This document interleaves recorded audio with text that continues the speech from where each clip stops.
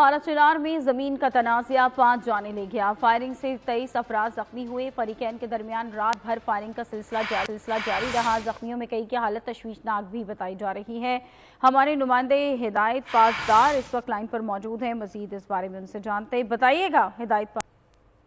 जी बिल्कुल, कल रात से जारी रहने वाली फायरिंग जो दो देहात के कबाइल के दरमियान जमीन के तनाजे पे हो रही थी उसमें बिल्कुल आज फायरबंदी भी करा दी गई है और मोर्चों जो फरीकैन थे उनसे मोर्चे भी खाली करा के पुलिस के जवानों को वहां पे तैनात कर दिया गया है।